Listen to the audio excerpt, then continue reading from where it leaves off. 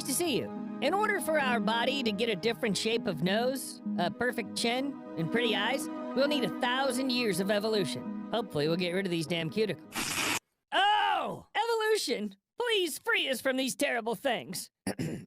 So, for our body to change, it'll take tens of thousands of years. But some people don't really want to wait. And why wait when plastic surgery can always come to the aid? You can become anything, even a zombie. But what is the extent to which people are willing to go when it comes to body modifications? And where did it start? We'll get to the bottom of this. Watch the video until the end if you don't want to miss a lot of interesting things. Rhinoplasty is one of the most common cosmetic procedures in the world. It's believed that the first mention of rhinoplasty dates back to about 15th or even 16th century BC. Even back then, people wanted to change the way their noses looked. The Edwin Smith Papyrus contains quite a lot of useful medical information. This document, which may have been a guide for military surgery, describes 48 cases of injuries, fractures, wounds, dislocations, and tumors. But the problem is that it's written in hieratic, so you won't be able to decipher this valuable information. I think this here is about the nose. Or here. Or maybe here. Anyway, if you're an ancient Egyptian mummy, let us know. We can decode the text together.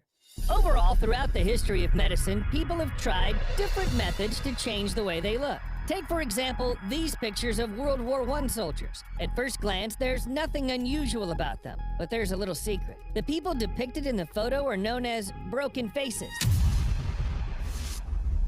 This term was coined in France to describe facially disfigured servicemen. The steel helmets that were introduced in 1915 saved many lives, but the war still left them mutilated. The famous Battle of the Somme, one of the biggest battles of World War I, is believed to have killed and injured more than 1 million people. Many of the survivors were disfigured.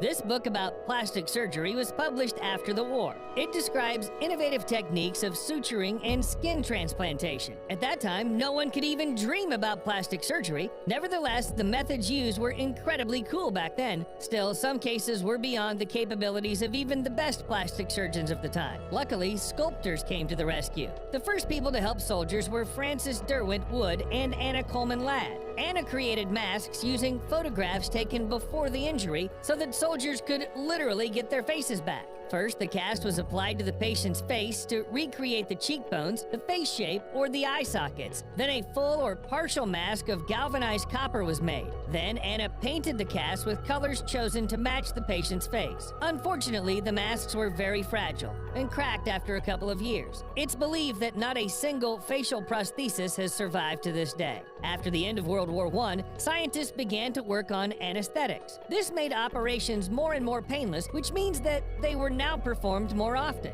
Needless to say, eventually, such conditions led to the development of plastic surgery. In 2018, more than 20 million plastic surgeries were performed. In the US alone, $16.5 billion was spent on plastic surgery. This is more than the GDP of countries like Monaco or Somalia. And how many operations do you think were performed to save someone's life? Today, if you have money, you can completely redesign your face and body.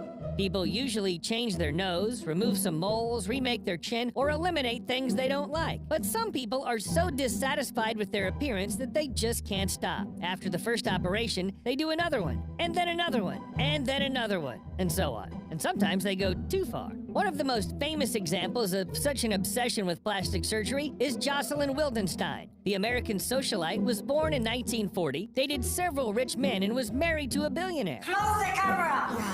It's known that he loved cats, so Jocelyn wanted to make her face more cat-like with the help of plastic surgery. But the result was, well, she does vaguely resemble a cat. By the way, she denied undergoing surgery. In her own words, she looked like that thanks to her Swiss origin.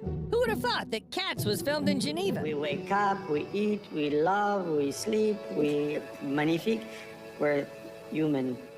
Normal. But plastic surgery isn't simply a hobby for people who don't know how to spend their money. Sometimes the obsessive desire to remake your own body is caused by a condition known as body dysmorphic disorder. Basically, a person with this disorder is always concerned about some features of their body. It's just like when you can't stop thinking that the legs of your chair are too long, for example, and you need to cut them down right now. And a little more.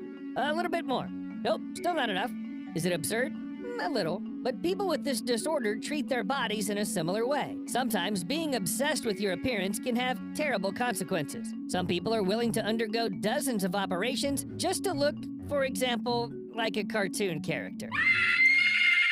In 2017, this girl, known as Sahar Tabar, shocked the world with her Instagram photos, and there was a pretty good reason for that. The Iranian blogger looked more like a character from Tim Burton's films than a living person. She looked like a zombie with huge lips.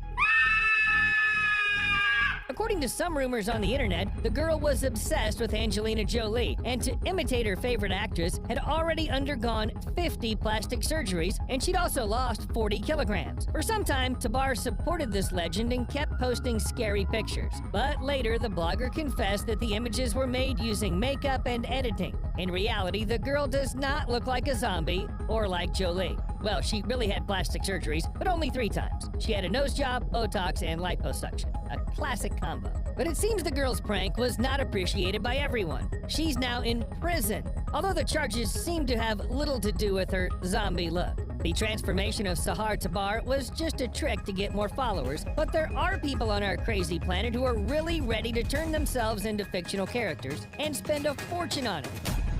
Herbert Chavez calls himself the biggest fan of Superman, and it's hard to argue with this statement. The guy has already undergone at least 26 painful operations to turn his face into an exact copy of his idol. Look, up in the sky, it's a bird. It's a plane. It's Superman. Superman. Superman. Superman. Superman. Chavez claims that Superman has been his obsession since he was about 4 years old. It was at this age that the guy watched his first Superman movie. Now his entire house is filled with Superman merchandise. So, we weren't kidding when we said he was obsessed. But despite having many surgeries, Chavez isn't satisfied yet. He also wants lenses to permanently change the color of his eyes to blue. In addition, the guy's planning to undergo a leg lengthening procedure, which is known to be one of the most painful plastic surgeries in the world. It's good that so far there's no procedure that would make a person fly. Otherwise, Chavez would be the first in line, and that's because he thinks he's Superman. And for him, the lack of wrinkles on his body is proof of that. What can we say? True Kryptonian logic? But what about elven magic? I will destroy you.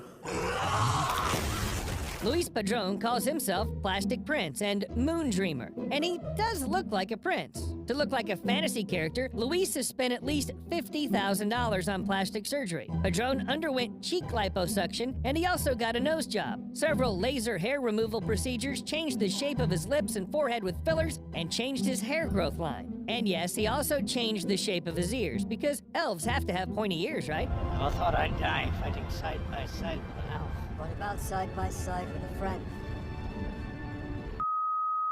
Luis even changed the color of his eyes, but he didn't like how it turned out. In other words, he needs to keep changing his appearance to get closer to his dream. Perhaps he plans to sail to Valinor or something like that. There he will definitely be very welcome.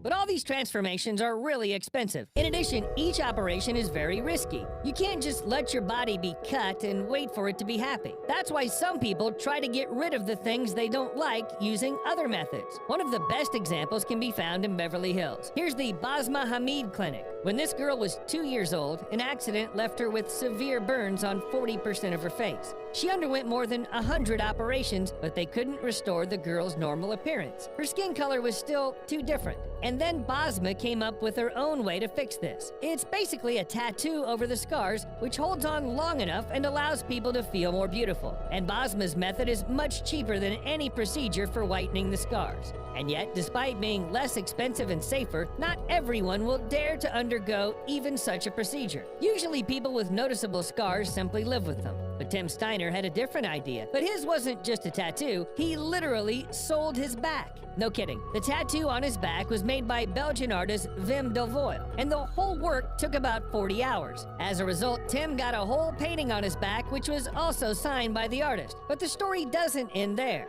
The work, called Tim, was sold for 150,000 euros to a German art dealer, Rick Reinking. Tim himself, as the bearer of the painting, received 1/3 of the sum. "My skin now belongs to Rick Reinking," he says. "My back is the canvas. I am the temporary frame." And yes, everything is exactly as you thought it would be. As part of the deal, when Tim dies, the skin on his back will be removed and turned into a painting.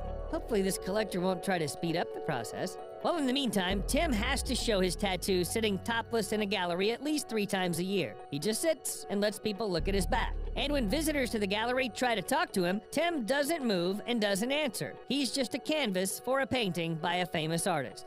People can change their bodies in many different ways. Some of them are shocking, some are mesmerizing. But how do you feel about body modifications? Tell us in the comments and give us a like, subscribe to our channel, click on the bell, and do everything you can to see our next episode. See you soon. All right, that's it for today. Bye.